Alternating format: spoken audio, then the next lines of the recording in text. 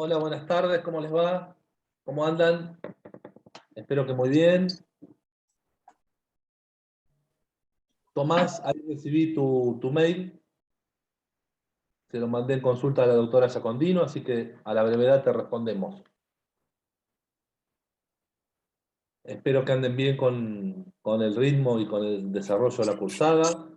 Prontito nos vamos a ver en el parcial, que es el día 23, ¿puede ser? El Sí, el 23. 23, doctor. Perfecto. Tenemos el feriado antes. Hoy lo que vamos a ver es el régimen administrativo de la propiedad privada, que deriva un poco del poder de policía del Estado.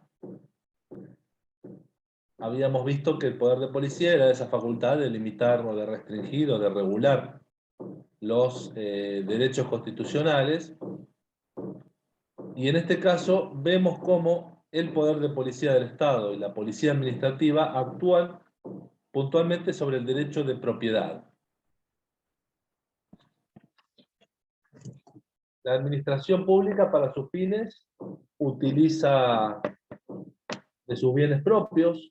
Vimos en la clase anterior el artículo 235 y siguientes del Código Civil y Comercial de la Nación, donde hablaba de los bienes del Estado, y todos aquellos que no eran bienes del Estado, decía el Código, dice el Código, son bienes de los particulares. Bueno, de los bienes del Estado integran dos grupos de bienes: los bienes del dominio público y los bienes del dominio privado del Estado. Y a su vez, de acuerdo al reparto constitucional y legal y reglamentario, esos bienes van a pertenecer al Estado, los bienes del públicos, ¿no? De los bienes del Estado. Van a pertenecer a la nación, a las provincias o a los municipios, de acuerdo a el reparto que se hayan efectuado de esos bienes. Por ejemplo, habíamos puesto un ejemplo donde las playas y riberas pertenecen al Estado provincial, y el Estado provincial en el año 1976 otorgó la administración de las playas a las municipalidades de la provincia de Buenos Aires, entre ellas el Partido General Porredón, salvo un grupo de playas que por un convenio especial hoy son administradas por la provincia de Buenos Aires, que son las playas de Punta Mogotes. O sea, en el Partido General Porredón tenemos dos grupos de playas, uno de los cuales se divide a su vez en dos: las playas públicas, las playas del Estado, y las playas privadas, que son de los particulares, que son las playas del sur, las playas del Faro, de la sucesión del Faro, que recuerdan que habíamos dicho que por una ley especial se mantenían, se habían otorgado a particulares, en su caso, en su momento, en el momento fundacional de la ciudad, a don Patricio Peralta Ramos. El otro grupo son las playas públicas, las playas del Estado, y ahí se dividen en dos. Todas son provinciales, pero la mayoría las administra el municipio, y hay un grupo de playas que las administra la provincia de Buenos Aires, a través de un ente interjurisdiccional, que es la administración de Punta Mogotes, que es un ente público, estatal, que se dedica a administrar 24 balnearios. Si uno dice por qué todavía existe esa estructura, la verdad no se sabe, porque esa estructura fue creada mientras hubo una deuda con el Banco de la Provincia de Buenos Aires, la deuda que se generó por la construcción de ese complejo, que se hizo en el tiempo del gobierno militar, cuando Saint Jean era gobernador de la provincia y Mario Rusac era comisionado municipal, y se creó esa administración, que después en el tiempo de democracia pasó a llamarse Administración Punta Mogotes, y que se debía disolver cuando las playas, cuando la deuda con el Banco Provincia se hubiera cancelado.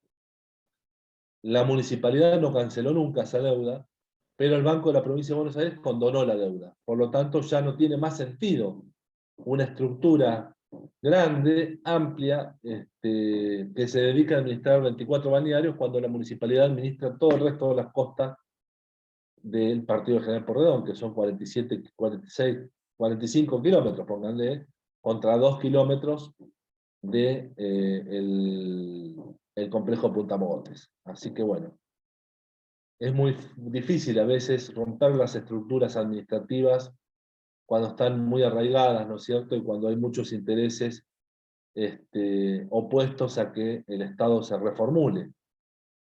Sería muy fácil traspasar todos los agentes de la administración Punta Mogotes al municipio y que un solo ente administre todas las playas de todo el partido General Porredón. Esto en cuanto a lo que decíamos, el Estado para cumplir sus fines dispone de los bienes públicos, sus oficinas, sus actividades, sus caminos, sus puentes, sus ferrovías, etcétera, etcétera. Son bienes públicos. Pero asimismo, el Estado a veces para cumplir sus fines necesita de los bienes ajenos, de los bienes de los particulares. ¿Cómo los necesita? Ahí cuando necesita disponer de una propiedad que es de un particular, cuando necesita usar temporariamente de una propiedad de un particular, o cuando para establecer un ambiente armónico establece lo que se llaman los indicadores urbanísticos y las zonificaciones municipales, para preservar barrios o zonas con determinadas características ambientales. Por eso las municipalidades zonifican su territorio en los usos industriales, los usos comerciales o centrales, los usos residenciales o lo que fuere. Entonces, en este caso, el Estado, a través del poder de policía, regula el ejercicio del poder del derecho de propiedad en esos bienes porque los precisa para un determinado fin. Y llamamos a este capítulo régimen administrativo de la propiedad privada, entendiendo propiedad en un sentido amplio, que trasunta o trasciende el concepto de dominio, que es una forma de propiedad, pero no es la única. La propiedad en el aspecto de el derecho administrativo coincide con el criterio jurisprudencial de la Corte Suprema de Justicia de la Nación, o sea, con el criterio del derecho constitucional, en cuanto que debe entenderse en un sentido absolutamente amplio. La Corte ha definido la propiedad como todo género susceptible de apropiación pecuniaria, es decir, todo aquello que se puede incluir en el comercio, que tiene, se puede traducir en dinero. Todo bien que esté fuera del hombre, de su vida y de su libertad. Por lo tanto, todo aquello que tiene un valor en el mercado integra el derecho constitucional de propiedad, que trasciende, como decíamos, el criterio o el concepto del dominio, que es una manifestación del derecho de propiedad, una de las tantas manifestaciones. Porque en este caso, cuando hablamos de género susceptible, o bien, o de todo bien, estamos hablando de bienes materiales e inmateriales, corpóreos o incorpóreos. Estamos hablando de cualquier derecho, de cualquier índole que tenga un valor en el mercado. Un derecho creditorio, un derecho intelectual, un derecho industrial. Todo eso es propiedad. Antiguamente, el viejo artículo 2611 del Código Civil de Vélez Sarsfield nos hablaba de restricciones y límites al dominio, cuando el límite era el género y restricción era una de las especies. Esto ha sido subsanado por el actual artículo 1970 del Código Civil y Comercial, que nos habla directamente de límites al dominio. Límites al dominio, que es una palabra o un término o una noción genérica. Dentro de esos límites al dominio, poder de policía absoluto,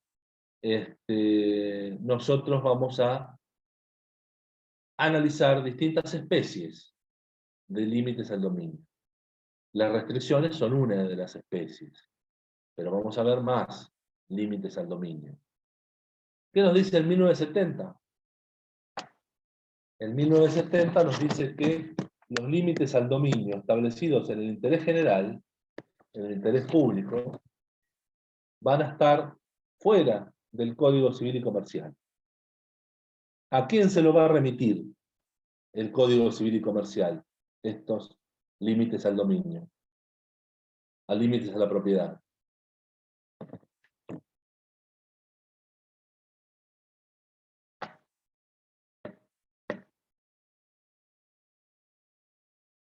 El Código Civil y Comercial nos dice, esto no es materia mía. Las limitaciones al dominio impuestas en el interés público. Las limitaciones al dominio impuestas en términos de vecindad o de intereses particulares me corresponden a mí. ¿Todos vieron derechos reales ya? Todavía no. Las limitaciones impuestas en beneficio de los particulares me corresponden a mí. Las limitaciones establecidas en beneficio del interés general no me corresponden a mí. ¿A quién le corresponden? Según dice el mismo código. ¿Al derecho administrativo? Al derecho administrativo, exactamente. Y por eso hablamos de poder de policía o de policía administrativa sobre el derecho de propiedad. Todo aquello que tenga que ver con restricciones y límites, o límites, mejor dicho, al derecho de propiedad establecidos en el interés general, conforman derecho administrativo. Y, ¿por qué no?, en parte, derecho constitucional, cuando el derecho constitucional nos habla, por ejemplo, del derecho a un ambiente sano, o de la preservación del patrimonio cultural y natural. Entonces ahí hay límites al dominio, a la propiedad. ¿Por qué? Porque el ejercicio de la propiedad no puede alterar el derecho al ambiente sano o el patrimonio natural y cultural. Artículo 43 de la Constitución Nacional, perdón, 41 de la Constitución Nacional y 44 de la Constitución de la Provincia de Buenos Aires. A partir de esta definición del artículo 1970, el derecho administrativo va a crear instituciones positivas y negativas, no en el sentido de valoración, obviamente, sino en el sentido de obligaciones de hacer o de no hacer de los particulares, vinculadas con su derecho de propiedad. Va a haber institutos que obligan a actuar e institutos que obligan a no actuar. Por ejemplo, no construir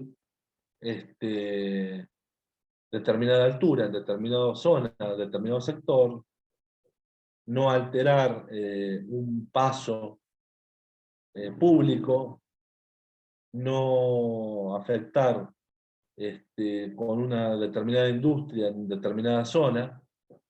Esto altera, restringe y limita el derecho de propiedad, porque antes, en la época de Vélez, con la propiedad se hacía lo que se quería, hoy no. O instituciones positivas de hacer.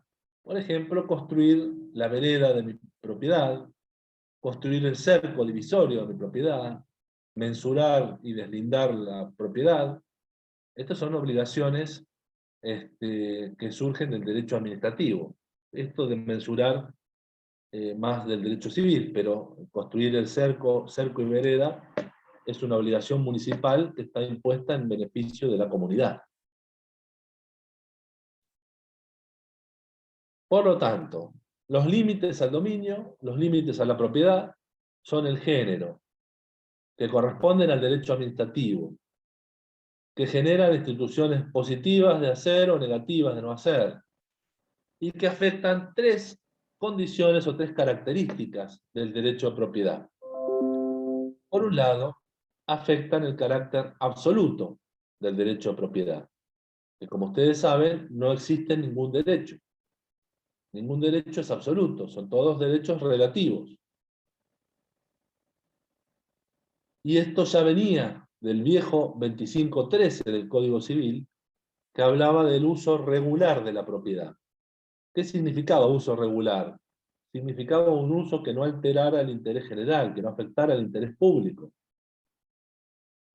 Yo no puedo degradar, no puedo contaminar con mi propiedad. No puedo hacer emanar efluentes gaseosos o líquidos que sean contaminantes. Antes, el viejo 2618 del Código Civil hablaba de las inmisiones inmateriales, como las emanaciones que afectaban solamente a los vecinos, por lo tanto no afectaban el interés general. Calor, en el caso de una caldera, olores, etcétera, etcétera. Si eso no es contaminante y no trasciende al ambiente, son un problema de vecindad. Cuando son contaminantes y trascienden al ambiente, son problemas de interés general. Es decir, si yo desagoto una pileta a la vía pública, voy a inundar una esquina, voy a causar un problema, eso interfiere al interés general. Si genero olores contaminantes, nauseabundos, como por ejemplo una planta de producción de harina de pescado o lo que fuere, trasciendo al ambiente y molesto a la comunidad. Si yo tengo un ruido molesto, provoco un ruido molesto que no trasciende a la vía pública, es lo más probable que sea un problema entre vecinos. Si ese sonido, si ese ruido trasciende a la comunidad, trasciende a la vía pública, obviamente va a ser un problema del interés general. Esto en cuanto a la absolutez. Por lo tanto, el derecho a propiedad no es absoluto, puede ser exclusivo y puede ser perpetuo, salvo que opere una limitación administrativa a la propiedad. ¿Qué quiere decir exclusivo? Que es de un dueño determinado. Que no quiere decir que tenga que ser el único, porque puede haber derecho de condominio, mediante el cual más de una persona, más de un sujeto, resulta propietario de un mismo inmueble. Pero en este caso siempre hablamos de porcentajes o porciones ideales, es decir, porcentajes. Yo soy dueño, en el derecho civil, de un tanto por ciento del todo. Por lo tanto, soy un dueño ideal. No parcelo en cuadrículas la propiedad para decir yo soy dueño de tantas baldosas y no de tantas baldosas. No, yo soy dueño de todas las baldosas, pero en una parte. Soy condómino. Esto hasta que llega el derecho administrativo e impone una limitación al dominio que hace que yo sea dueño del todo, pero que tenga que compartir una parte con el Estado o con la administración pública o con una persona pública no estatal. Y eso es lo que se llama ¿cómo? En el derecho administrativo, que es una forma de limitación al dominio.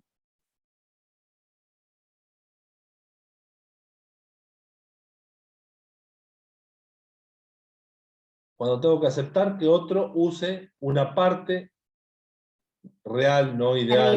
Servidumbre. Servidumbre, profe. Servidumbre, exactamente. Una servidumbre administrativa. En este caso se rompe la exclusividad. No somos dueños exclusivos, sino que tenemos que compartir la propiedad de la cosa con el Estado. ¿Por qué? Porque el Estado a partir de un acto lo ha dispuesto. Y el otro carácter de la propiedad es la perpetuidad. Eso no quiere decir que yo sea inmortal o eterno y que por lo tanto vaya a ser titular o propietario de una cosa por la eternidad. Aunque de acuerdo al Código Civil, una persona y sus continuadores jurídicos, es decir, sus sucesores, pueden ser titulares de una cosa mientras quieran. Mientras no decidan venderla o enajenarla o donarla o lo que fuere, van a ser titulares propietarios de una cosa. Esto se quiebra de dos maneras. Cuando es en forma voluntaria, los dueños venden la cosa, o regalan la cosa, o donan la cosa, o de una manera forzada, y esto es una limitación administrativa al dominio, ni más ni menos que el instituto o la figura de expropiación. la expropiación, Jano. Exactamente. Exactamente. Por lo tanto, las limitaciones administrativas establecidas por el derecho administrativo afectan el carácter absoluto, exclusivo y perpetuo del derecho de propiedad. Limitaciones vimos que es el género. Dentro de las limitaciones hay distintas especies. Una de esas especies son las restricciones administrativas, que son las condiciones legales de un ejercicio normal de la propiedad, que son institutos de mera tolerancia, es decir, que tengo que tolerar porque están establecidos en la norma. Son límites regulares y comunes.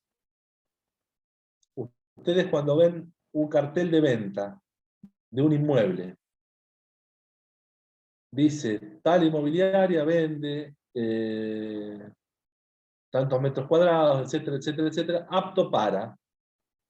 Y eso es lo que les interesa a ustedes saber. ¿Qué puedo hacer con el inmueble que voy a comprar? Porque si quiero hacer un edificio de torres, no voy a ir a comprar a los troncos. ¿Por qué? Porque hay restricciones administrativas. Y estas son las restricciones. Son generalmente limitaciones al ejercicio del derecho de propiedad que surgen del ordenamiento jurídico municipal, del poder de policía de los municipios. Los municipios, a partir de sus consejos deliberantes, regulan o sancionan lo que se llaman códigos de ordenamiento territorial.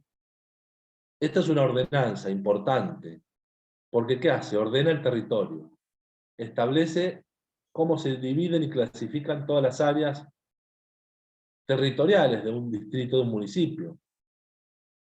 Por eso hay áreas urbanas y hay áreas rurales, hay áreas que son del ejido urbano y áreas que no.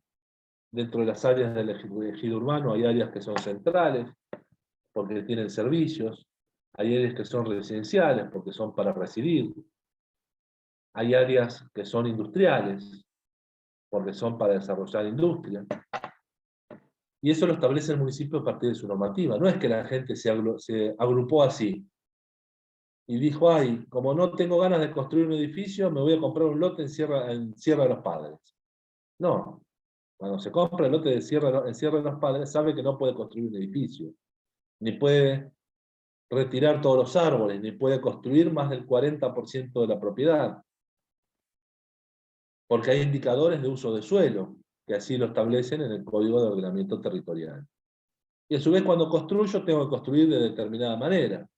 Por eso hay un Reglamento General de Construcciones que me dice cómo tengo que construir, cómo tengo que realizar mi vereda, cómo tengo que realizar mis cercos, qué materiales tengo que usar en la construcción, de qué medidas tienen que ser los sanitarios en un comercio, qué materiales tengo que usar en una cocina de un establecimiento gastronómico. No puedo hacer lo que quiero. No puedo poner mármoles o madera en una tabla, en una mesada, por ejemplo, porque la municipalidad no me lo va a autorizar. Sí, pero yo soy el dueño, hago lo que quiero, mi derecho de propiedad. Precisamente, el derecho de propiedad está restringido, limitado y regulado por las normas de policía municipal en su caso, o por las restricciones al dominio, que son las que estamos viendo. Esas restricciones al dominio tienen algunos caracteres. Son generales, constantes y actuales. Es decir, están establecidos para todos. Aunque haya clasificaciones, todos los que están dentro de determinada zonificación van a tener, porque son generales, las mismas restricciones. Si vivo en una zona residencial, va a ser lo mismo. Una zona residencial no va a ser lo mismo, va a estar graduada la zona residencial. La residencial se subclasifica. Las zonas residenciales pueden ser residencial 1, 2, 3, 4, 5, 6, 7, 8. Pero todos los residenciales 7 como el barrio Los Troncos, tienen las mismas características. Por lo tanto, son generales.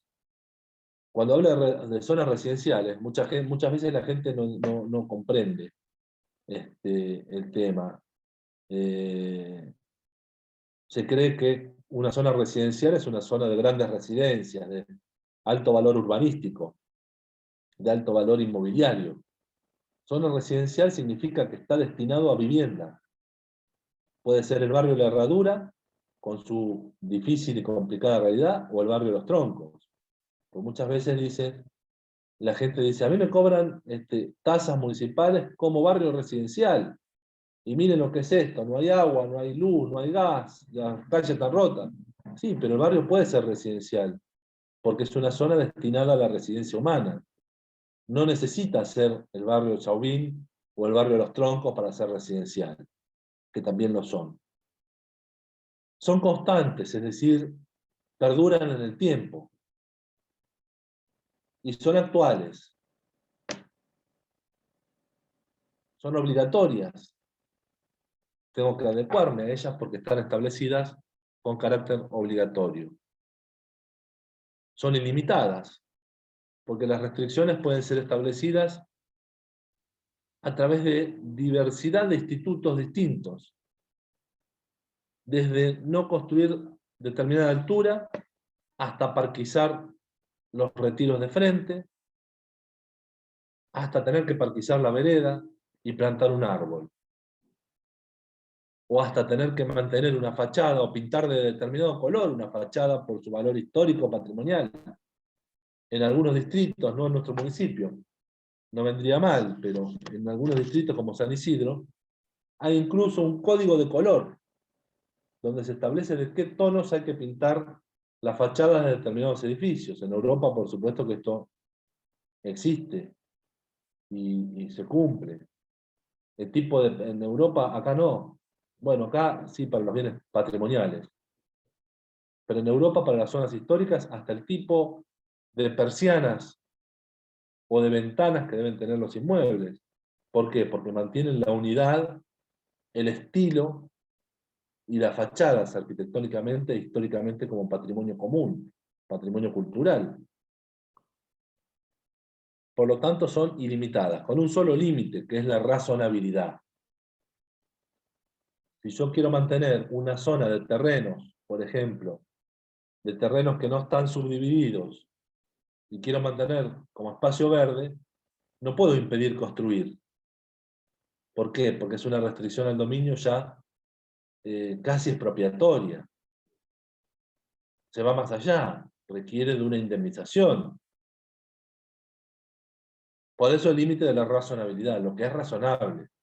Tampoco puedo autorizar construir un 0,5%, un 5%, porque es irrazonable, porque están obligándome a no usar en absoluto prácticamente un terreno de mi propiedad. Sí es razonable un 0,40, un 40% de superficie a construir, 40, 50, hasta el 60%, porque el resto queda como pulmón de manzano, centro libre de manzano o retiros laterales. Esto es razonable. Pero por eso decíamos, la variación y la ilimitación de las restricciones tienen el límite de la razonabilidad. Por ejemplo, a mí me tocó, habiendo sido concejal, hacer un daño, establecer una restricción un poco irrazonable, que nos tiramos a hacerlo y salió bien, que es poner indicadores cero a la manzana. ¿Vieron dónde está el Hotel Antártida, en Luro y la Costa? Que frente hay una plaza. Bueno, esa plaza es una plaza de hecho, no es una plaza oficial.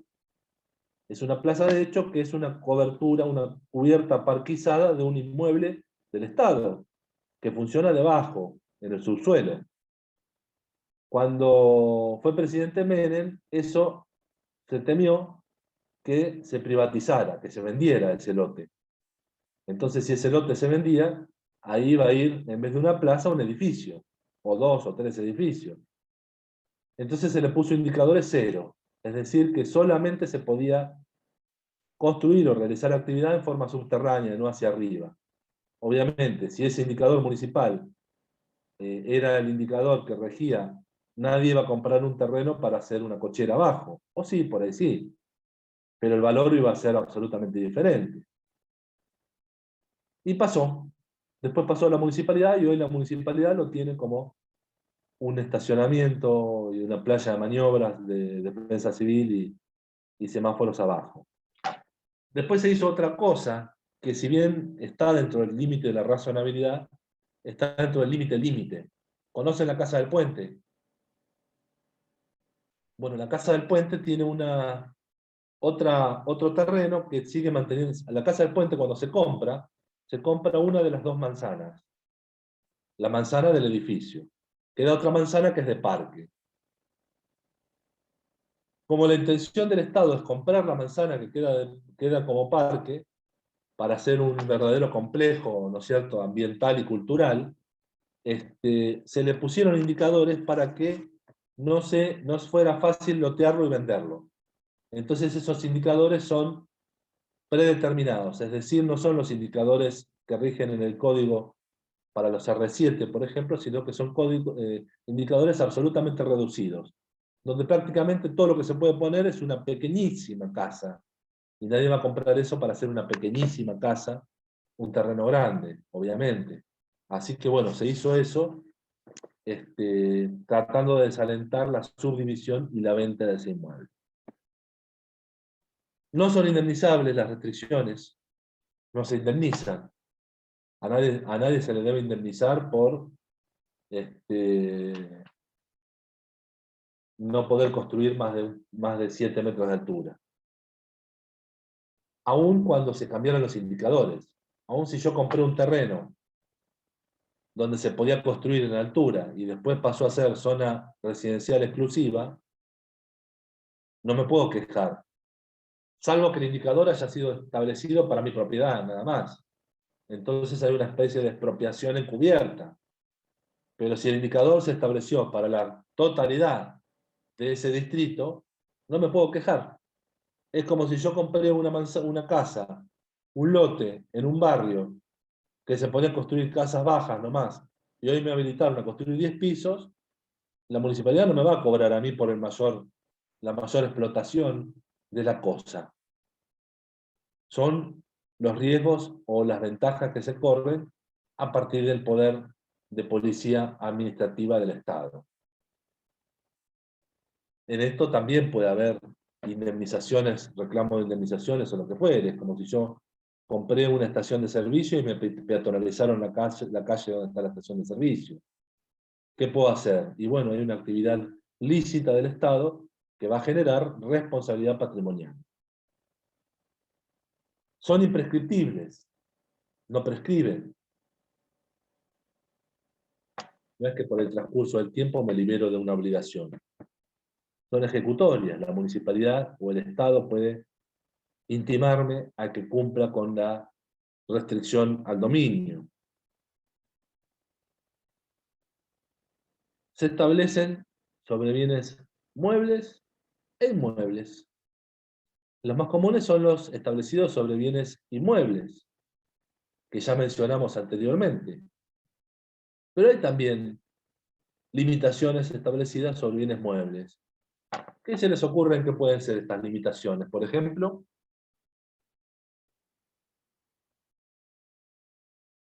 ¿sobre qué muebles?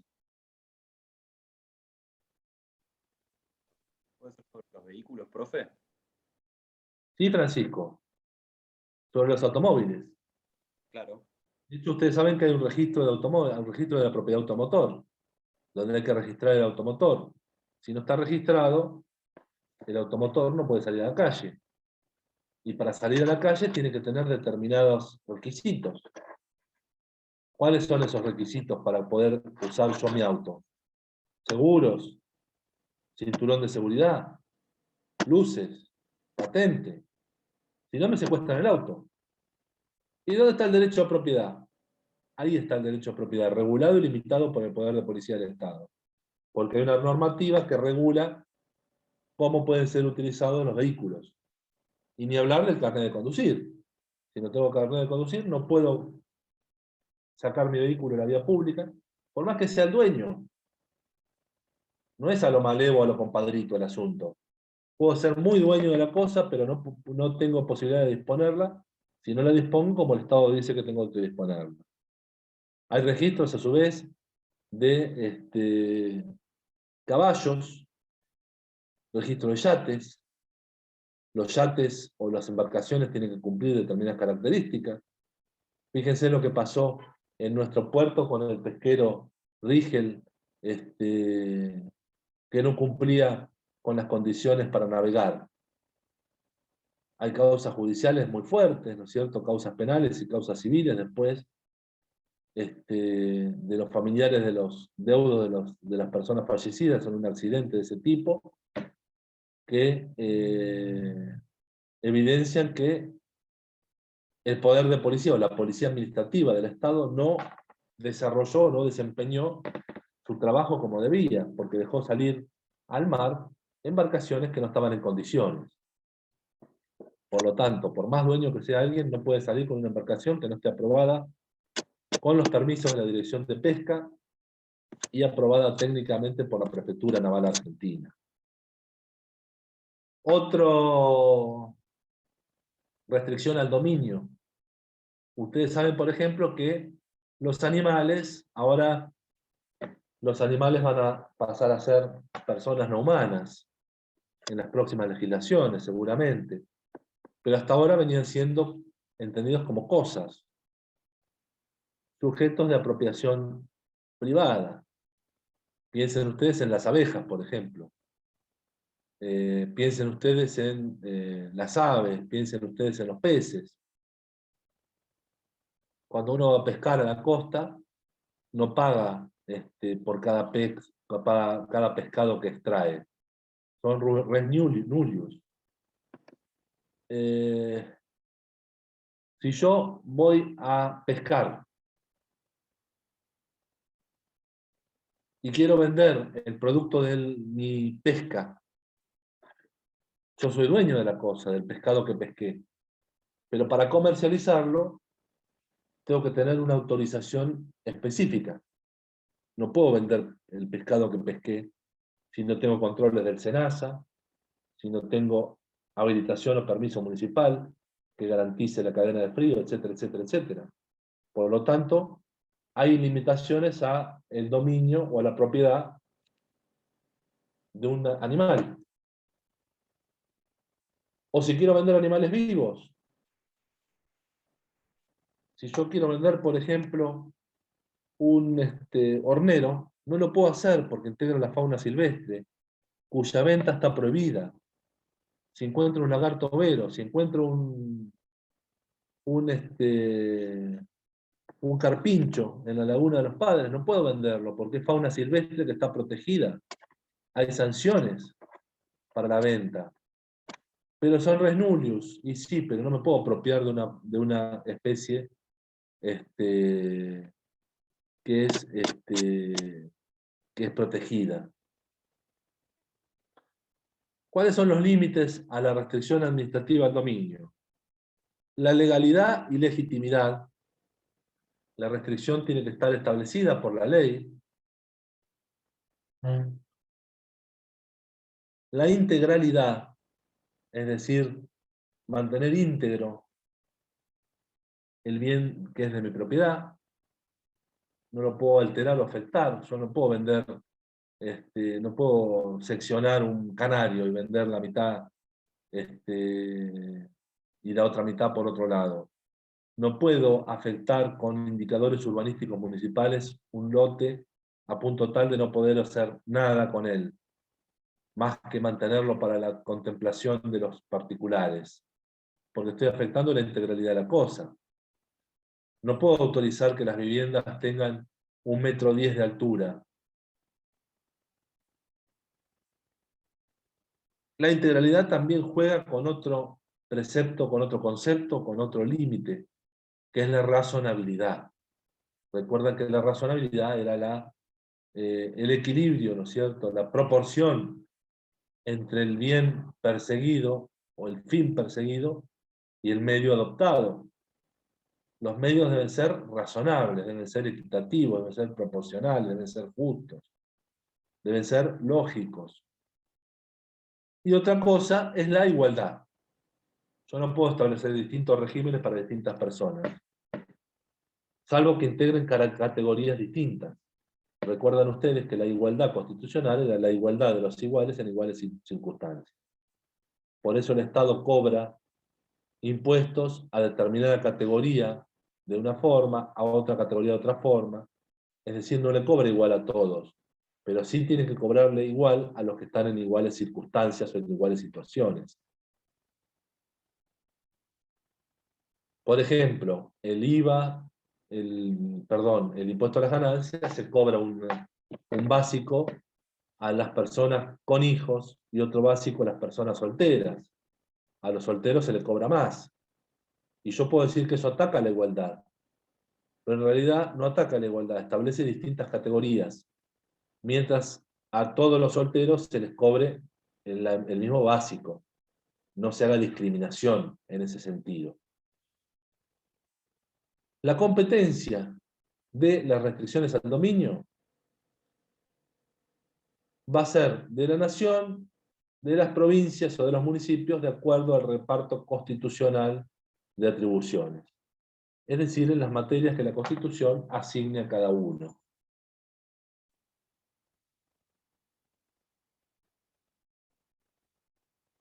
En materia urbanística, la ley provincial 8912, que es la ley de ordenamiento territorial, ha delegado en los municipios el dictado de los códigos de ordenamiento territorial, entonces es competencia municipal.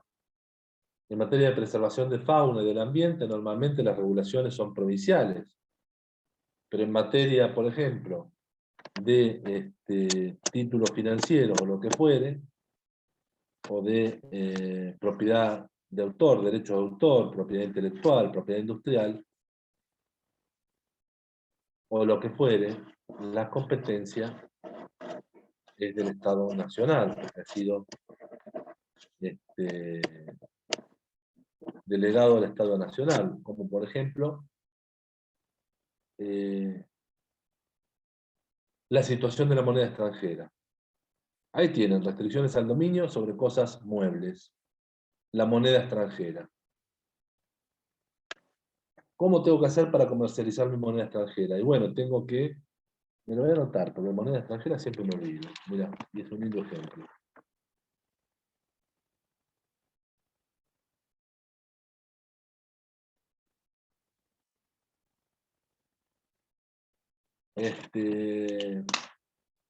¿Cómo puedo comercializar? ¿Hasta dónde? ¿Hasta cuándo? ¿Hasta cuánto puedo comercializar? Bueno, tengo un cupo de $200 por mes y tengo que realizarlos a través de una operación en blanco. Bueno, esa es una restricción sobre una restricción al dominio, a la propiedad de las cosas sobre un bien de los particulares. Yo tengo dólares y quiero venderlos, ¿cómo hago? Y no, o voy al mercado negro y me expongo a que me sancionen, o voy al mercado legal, porque hay una restricción cambiaria. Estas son restricciones que impone la nación, porque es la que tiene competencia delegada por las provincias para tal fin. Y a su vez, dentro de los ámbitos nacional, provincial o municipal, las restricciones al dominio son o reglamentarias o legales. Surgen de facultades legislativas, la mayoría de las veces, la generalidad de las veces, por eso hablamos del principio de legalidad, o en base a la potestad de dictar reglamentos, pueden ser reglamentarias. Vamos ahora a las servidumbres. Las servidumbres ustedes van a ver en la materia de derechos reales las servidumbres privadas. ¿Qué es la servidumbre privada? Cuando ustedes comparten con otro titular privado, ustedes privado comparten con otro privado el uso de una cosa, de un inmueble. Una cosa que siempre va a ser inmueble. En cuyo uso va a haber un fundo sirviente y un fundo servido. el que sirve al otro y el que se sirve del otro. Por ejemplo, si a mí me quedó, si yo tengo un campo que no tiene salida a la ruta, sino por caminos rurales, y yo quiero tener salida a la ruta porque saco mis mercaderías, constituyo sobre el campo vecino una servidumbre, le pago por esa servidumbre, y ese camino o esa salida la usamos los dos, el dueño y el titular del fondo servido. Esa es una servidumbre para el derecho civil. Para el derecho administrativo, la servidumbre es un derecho real público que integra la dominialidad pública, que está constituido sobre un inmueble ajeno a favor de un ente público, estatal o no, y con una finalidad de uso público. ¿Cuál es la diferencia con la servidumbre civil? Que en la servidumbre un fundo sirve al otro, un terreno sirve a otro terreno. En la servidumbre administrativa, un terreno sirve a un interés de la comunidad, no a un terreno. Sirve a una finalidad pública. Por ejemplo, las famosas servidumbres que tiene Mar del Plata, que son de paso en las playas privadas del sur. Un fundo sirviente, las playas particulares, sirven no a otro fundo, no sirven a un fundo, a un terreno del Estado, sirven a la comunidad. ¿Para qué? Para que la comunidad pueda hacer uso de la playa pública que hay sobre la ribera, traspasando las playas privadas. Son no sé cuántos kilómetros las playas de los Peralta Ramos, y sería ilógico que quien vive en el Alfar tenga que irse hasta donde termina la playa privada para poder ir a la playa, estando a 150 metros del balneario, de la playa pública. Entonces se constituyeron servidumbres de paso, que significa uso de una porción de un terreno ajeno para satisfacer una necesidad pública. Y esto se indemniza. Tiene las garantías del artículo 17 de la Constitución Nacional. Nadie puede ser privado de su propiedad sino en virtud de sentencia fundada en ley. Por lo tanto, se constituye esta servidumbre y se indemniza al que ofrece su terreno. En el espíritu general, en la conciencia del marplatense y del turista, hay un grado de encono contra las playas privadas. ¿Por qué? Porque son privadas. En realidad, ¿por qué se la van a agarrar con el dueño?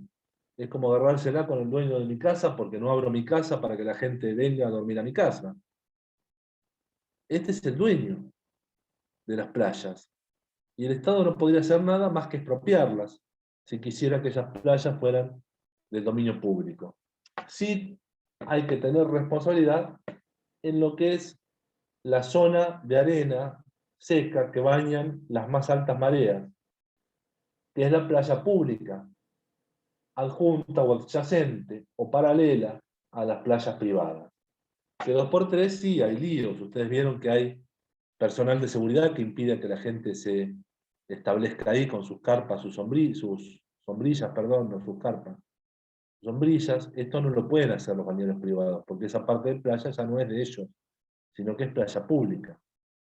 En la ubicación de la famosa soguita, la soga, hasta dónde llega la soga de la propiedad privada y dónde empieza la soga de la propiedad pública. Bueno, eso lo tiene que determinar el Estado, a través de la Dirección Provincial de Geodesia y de la Autoridad del Agua.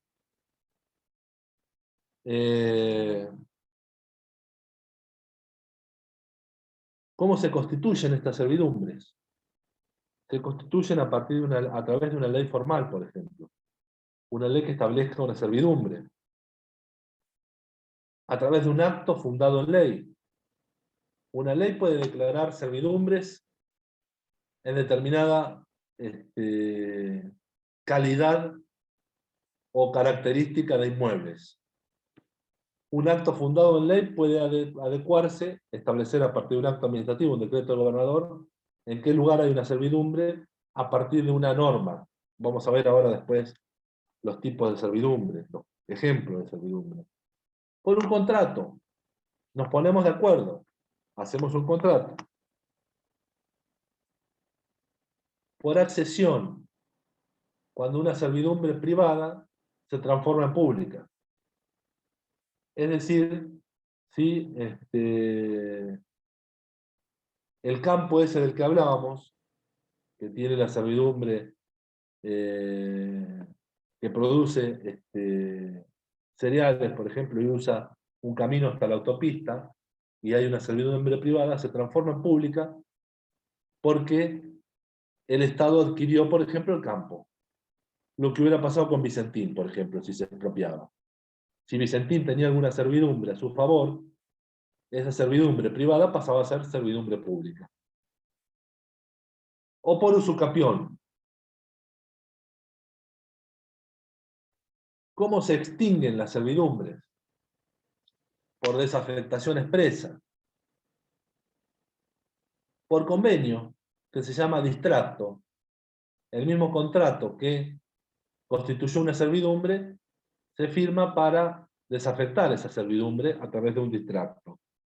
Por ley, por el no uso de la servidumbre, no uso comprobado con el tiempo, es como la costumbre en contrario, ¿no? Por destrucción de la cosa donde está la servidumbre, por confusión o por renuncia.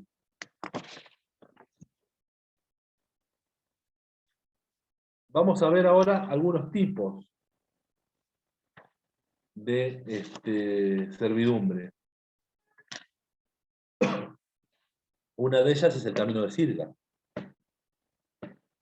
que está establecido a favor de la navegación. Esto está en el artículo 1900. ¿Cómo?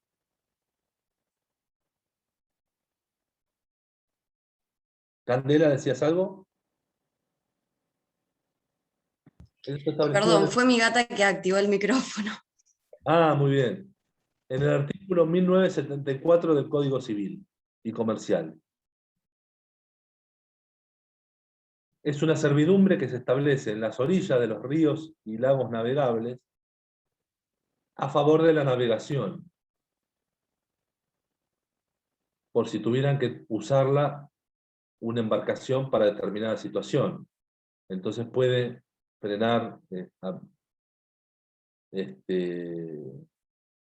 establecerse la embarcación en una orilla, en una ribera de propiedad particular, y puede hacer uso para cuestiones atinentes a la navegación. Esta es una institución muy vieja, casi no se usa. Servidumbre aeronáutica. Las servidumbres que se establecen alrededor de los aeropuertos.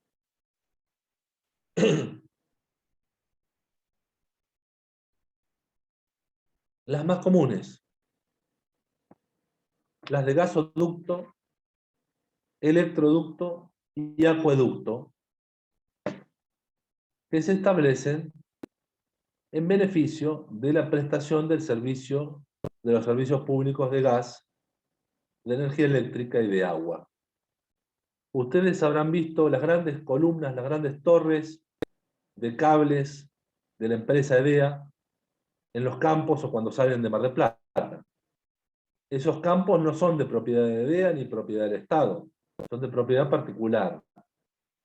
Se establece por ley, con carácter obligatorio, una servidumbre de gasoducto cuando tiene que pasar una tubería de gas, de electroducto cuando pasan los cables de alta tensión, o de acueducto cuando pasan los caños de agua, por determinadas propiedades. La de oleoducto, que tiene que ver con la explotación petrolera. La ferroviaria, que tiene que ver con el desarrollo de las ferrovías. Si hace falta, por ejemplo, o si hay una parte del terreno que yo no puedo utilizar que tengo que dejar reservada para una emergencia en caso de una situación vinculada al funcionamiento de ferrocarriles. Por ejemplo, dejar un retiro de fondo o lo que fuere. ¿Por qué? Porque se supone que Trenes Argentinos va a usar, si así lo precisa, el fondo de mi vivienda para una cuestión de seguridad o lo que fuere. La servidumbre histórica, establecida en la ley 12.665, que es la que establece las servidumbres, por un lado la expropiación, pero por el otro lado las servidumbres con finalidad histórica en aquellos bienes que hayan sido declarados sitios, monumentos y lugares de interés patrimonial o monumentos históricos o lo que fuere. Se puede establecer servidumbres para visitar esos sitios si son de los particulares. Si son del Estado, no, porque el Estado no se establece servidumbres sobre sí mismo. Pero si son de los particulares, sí. Por ejemplo, si la Casa del Puente fuera de un particular, podrían establecerse servidumbres históricas.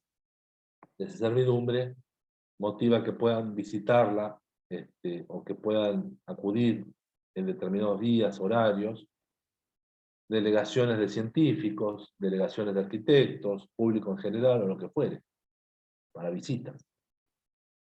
La servidumbre arqueológica, establecida en la ley 25.743.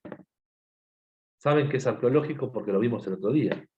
Si hubiera bienes arqueológicos en un campo, o bienes paleontológicos en un campo, si por ejemplo en un edificio que van a hacer en la costa, Dumbledore, lo que sea, encuentran restos arqueológicos que no los van a encontrar seguramente porque nuestra población está recientemente asentada acá.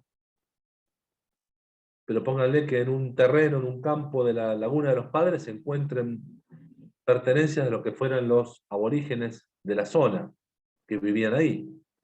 Entonces el Estado establece una servidumbre. ¿Qué significa eso? Significa la potestad de pasar al terreno, hacer las excavaciones, hacer las aprehensiones de bienes vinculados con la arqueología o la paleontología, que ustedes saben son de propiedad del Estado, por el artículo que vimos el otro día.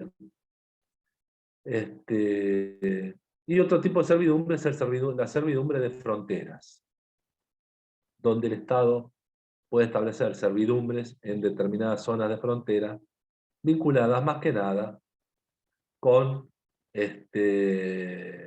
vinculadas con las prestaciones o las actividades que se desarrollan en una frontera. Tercer instituto, tercera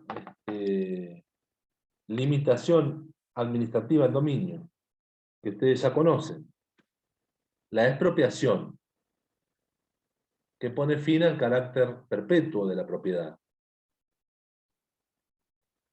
Si yo quiero dejar de ser dueño de la propiedad, o para que yo deje de ser dueño de la propiedad, por un lado tengo que querer venderla o donarla, como decíamos recién. Por el otro hay un método coactivo. Yo no quiero, pero el Estado me impone a través de una expropiación. A veces yo quiero que me expropien. Si tengo un departamento en la autopista que va que hace tanto no la usamos, la que va al aeropuerto de Seiza, que lamentablemente no la usamos, ojalá uno la usara seguido, esa autopista.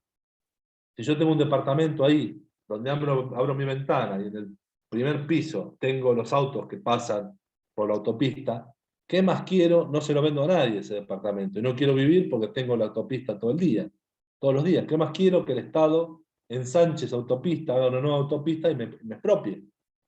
Aplaudo. Agarro lo que sea, ¿o no? Pero se supone que la privación del bien es coactiva, la hace el Estado sin mi aquiescencia o sin mi voluntad.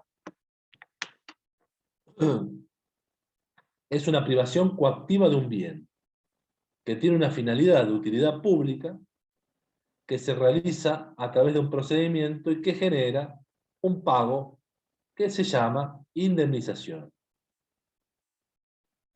Está establecida, prevista en el artículo 17 de la Constitución Nacional y en la ley 21.499 de la Nación, que es una ley administrativa. En provincia, la ley 5.708.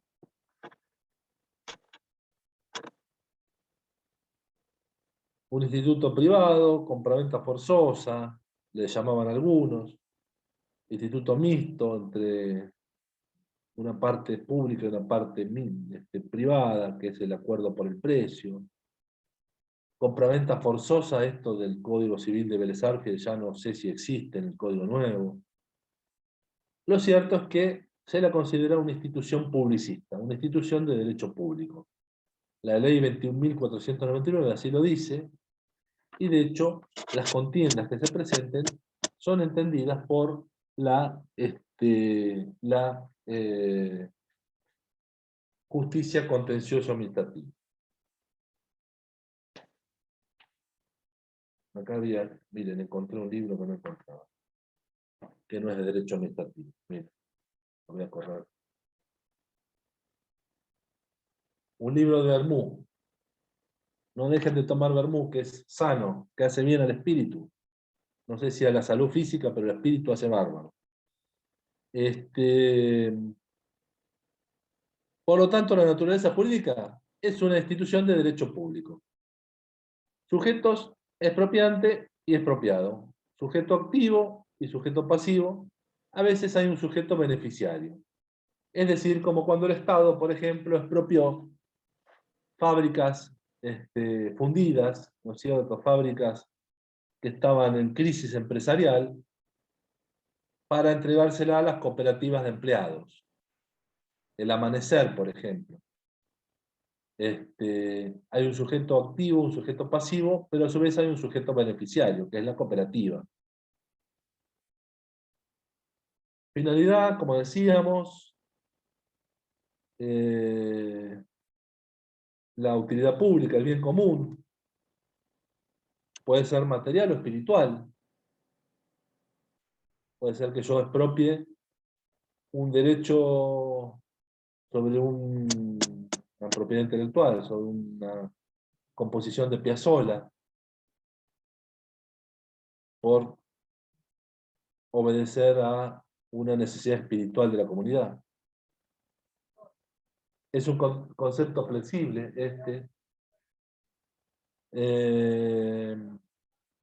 la calificación veo porque es larguísimo el tema, esto van a tener que leerlo ustedes un poco por su cuenta. Bien expropiable todo derecho patrimonial de contenido económico, sea cosa o no, en forma total o parcial.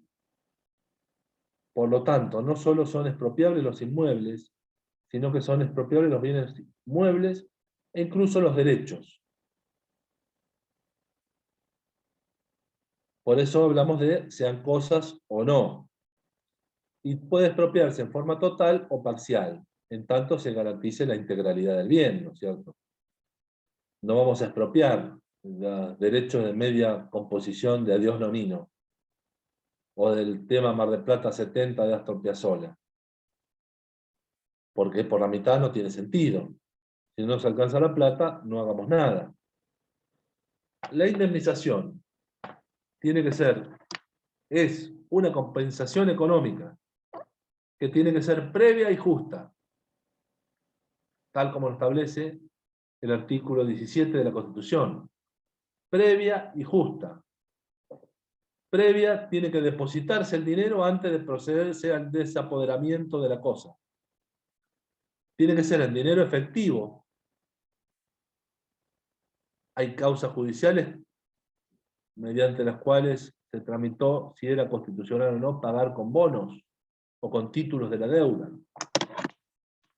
Tiene que ser el dinero en efectivo que se pague. Y tiene que ser única e integral. ¿Qué significa única? Que se hace en una sola vez y que no hay posibilidad de establecer otras indemnizaciones conjuntas, otras compensaciones conjuntas. Y tiene que ser integral, que conforma la integralidad, la unicidad de la indemnización, es decir, todos los rubros. El valor del bien, más los daños y perjuicios que sean consecuencia directa e inmediata. Integran el valor objetivo, los daños, la depreciación monetaria y los intereses.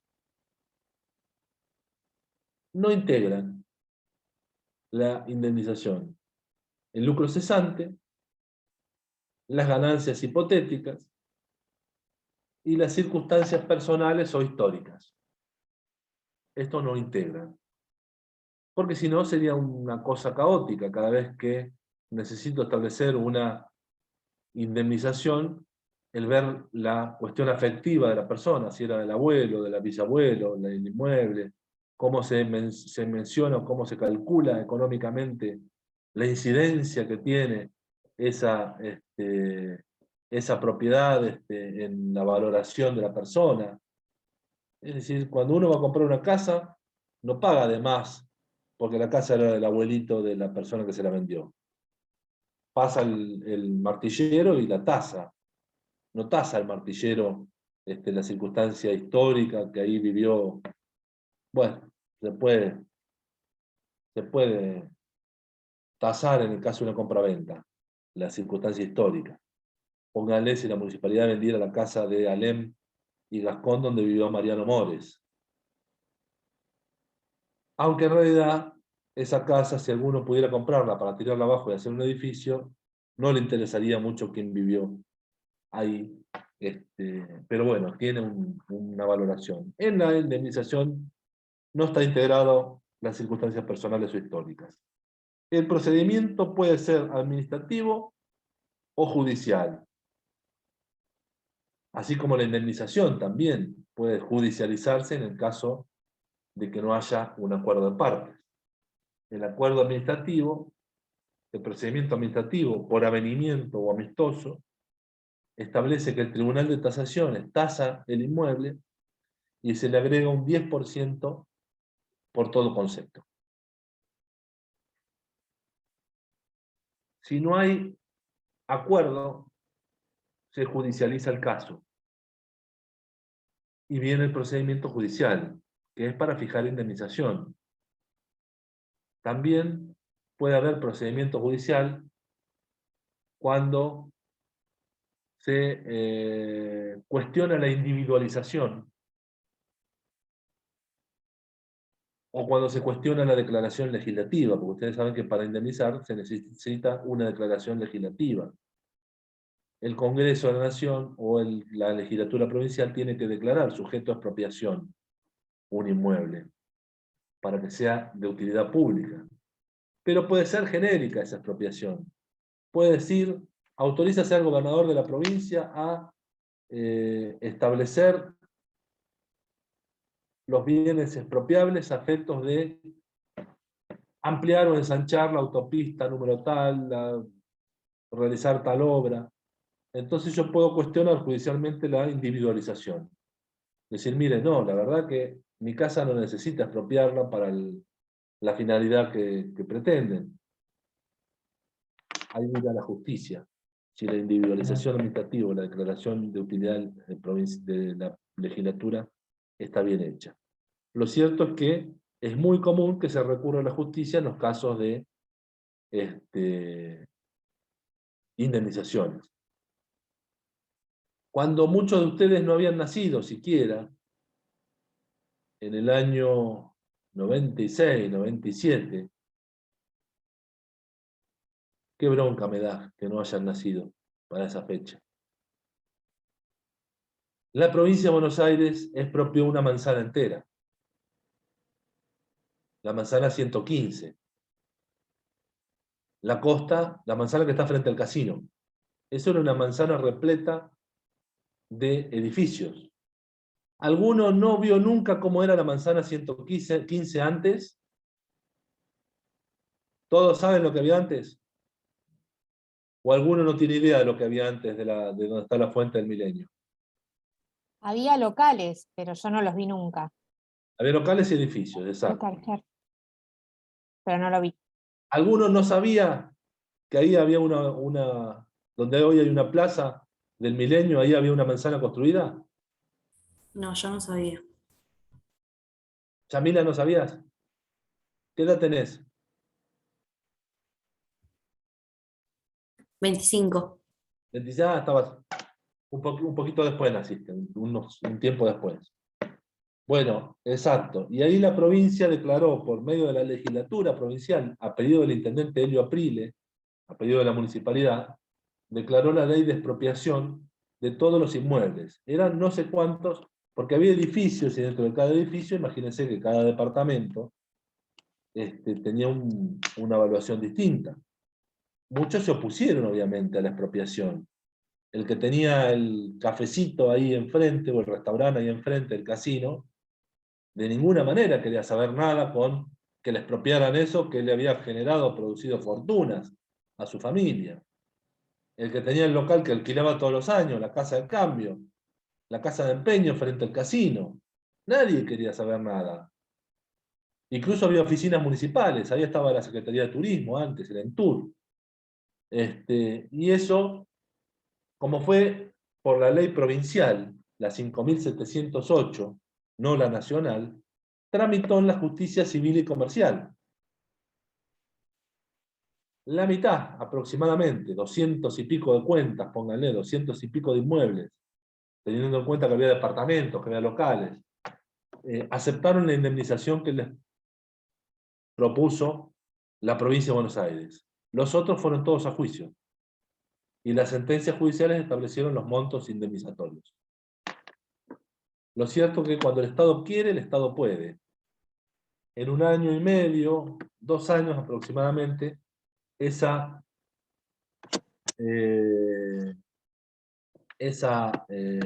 manzana fue absolutamente desocupada, demolida por el ente municipal de vialidad municipal y por el ejército argentino, y parquizada con fondos del Estado. Por eso digo, cuando el Estado quiere, el Estado puede. Se quiso hacer eso y se logró hacer. El traslado a la Villa de Paso, por ejemplo, se quiso hacer, se empezó a hacer, hubo muy buena voluntad, qué sé yo, pero no alcanzó la voluntad política, y es por eso que hoy está volviendo a repoblarse de gente. Cuando la municipalidad hubiera hecho negocio redondo, trasladaba a las familias, les daba una vivienda, desocupaba todo ese terreno, que son 2 manzanas, y lo vendía a un valor muy significativo e importante. Recuperaba el dinero. Pero bueno, pero previamente a eso, los terrenos de la Villa de Paso fueron expropiados. Hoy son terrenos fiscales. Eran terrenos particulares. ¿Qué más? Hay una figura que se llama desistimiento de la expropiación, cuando el Estado desiste de expropiar. Hay una figura que se llama abandono de la expropiación, cuando el Estado deja de seguir adelante los trámites sin promover la acción judicial. Y esto significa que, pasado determinado periodo de tiempo, se configura o se constituye el abandono. Por lo tanto, el dueño puede volver a disponer de la cosa, teniendo a la administración, por su inactividad, como abandónica de la expropiación. Después está la expropiación irregular. Cuando yo no quiero que me expropien, espero que el Estado, que pasen los plazos, que pasen 5 años, para decir el Estado abandonó la expropiación. Cuando yo quiero que me expropien, tengo la posibilidad de hacer lo que se llama la expropiación irregular. Es decir, el expropiado inicia juicio ante la inacción del expropiante. Póngale que ustedes son los dueños de los terrenos de la Villa de Paso. Saben que a esa gente no la desalojan más, porque le van a oponer una prescripción adquisitiva de dominio. Entonces, ¿qué más quiero yo que me expropie el Estado ese inmueble que yo ya doy por perdido? Que gane lo que gane. Ahora, si el Estado me expropia y no activa, puedo activar yo y promover yo el juicio. Eso es lo que se llama la expropiación irregular. con los siguientes presupuestos: la declaración legislativa de expropiación de utilidad pública, la omisión administrativa, la falta de acción por parte del Estado, y la comisión administrativa, es decir, algún acto de disposición o de disposición del Estado que haga que yo no me sienta como el dueño de la cosa. Uy, 4:20 son ya. Esto prescribe a los 5 años. Si a los 5 años no lo ejerzo, no lo promuevo, se configura la figura de abandono. Y después está la retrocesión, que es la recuperación del bien, porque el Estado le dio un destino distinto o por un destino frustrado. Póngale, me expropiaron la manzana de la Villa de Paso para trasladar a la gente y venderlo. Destino frustrado si no trasladé a la gente. Puedo presentarme y pedir la retrocesión, que me devuelvan la plata, devolver la plata, perdón, y que me devuelvan el terreno. Destino frustrado es eso, destino distinto. Si pónganle que me expropiaron para hacer una escuela e hicieron una plaza. Lo único que no puedo hacer es exigir el cumplimiento del fin. No puedo exigir al Estado que haga lo que tenía que hacer ahí. Sí puedo exigir al Estado que me devuelva el bien que tomó por expropiado, en el caso de haberlo usado distintamente a como dijo que lo iba a utilizar.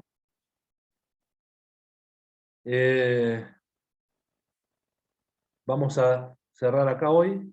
Terminamos esta bolilla la clase que viene, con muy pocas cositas que quedan.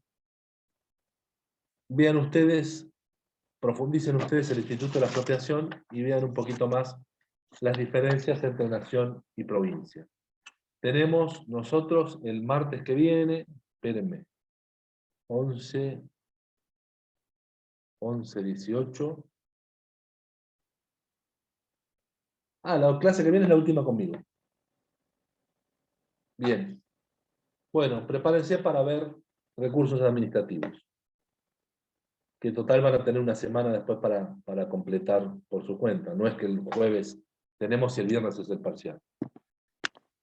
¿Listo, chicos? Ciao, ciao, arrivederci. Gracias. Ci vediamo.